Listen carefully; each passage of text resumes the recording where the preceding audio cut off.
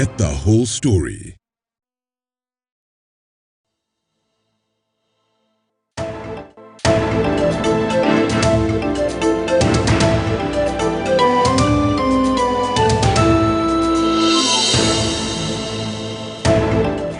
Good morning. Good to see you. Thank you for staying with us. Let's take a look at the news diary, see what we are following up on for you here in the newsroom, what our reporters are working on across the country, and what is likely to make big news today.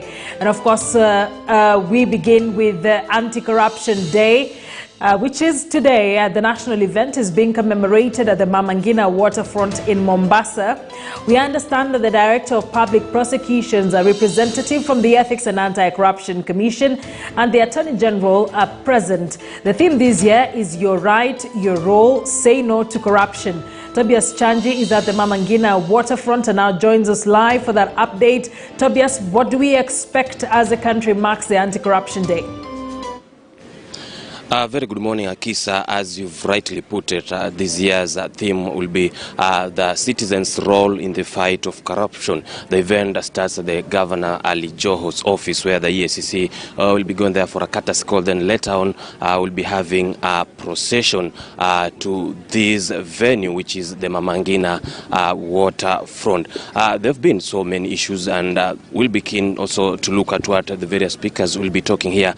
Present, of course, as you said, is the DPP Nurdin Haji. We also have the Attorney General, Justice retired Kihara Kariuki. Then present will also be the EACC CEO, who is Twaha Mbaruk. Then Governor Mombasa Ali Hassan Joho. Maybe just allow me to pick the mind of the DPP Nurdin Haji on the strides that maybe the office of the DPP has so far made as we commemorate this day. Welcome to our live interview, sir. Maybe any strides that have been made by the U office in the fight of corruption, because at many times we've seen files being withdrawn.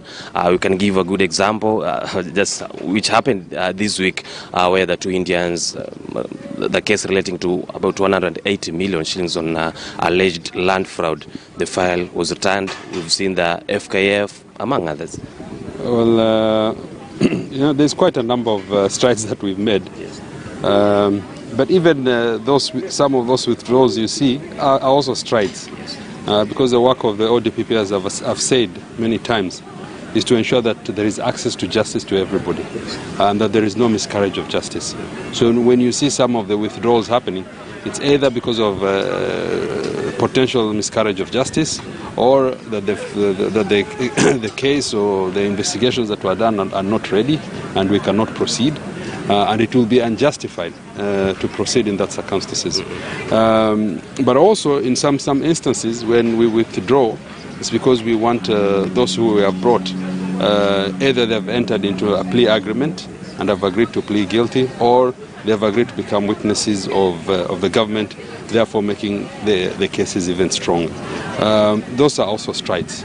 We've introduced quite a number of tools like plea bargaining, like diversion. We have been able also to bring quite a number of big cases, anti-corruption cases, which are still in court, and we are hopeful that we will be able to complete. We have also completed some huge cases. I think for the first time in Kenya, you've seen the Waluke case. It was the largest and biggest in terms of the fines and the terms that were meted out. We have reformed the ODPP itself in terms of the prosecutors. We've given them the ability to now be able to prosecute vigorously. And we have also asserted our independence in ensuring that the decision to charge remains with the prosecutor, therefore protecting the Kenyan Mwananchi and ensuring that there are no abuses. This year's theme was the citizens' role in the fight of corruption. Maybe what are you doing to make sure that you also work with other multi-sectoral agencies?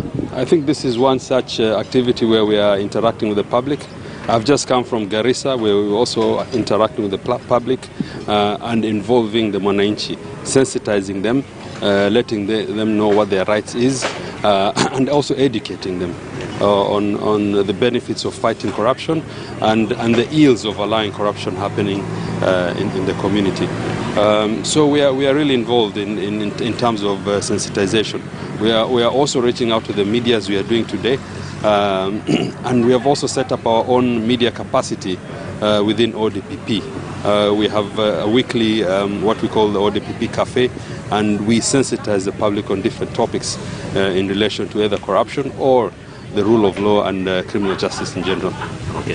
Thank you, sir. Maybe we'll talk to you later on after 30 minutes. Okay. That is the DPP Nurdin Haji giving us an update, status of the corruption cases in Kenya in this event that is happening here at Mamangina waterfront. We'll be here to also give our viewers the views of other speakers that also be making way to this site.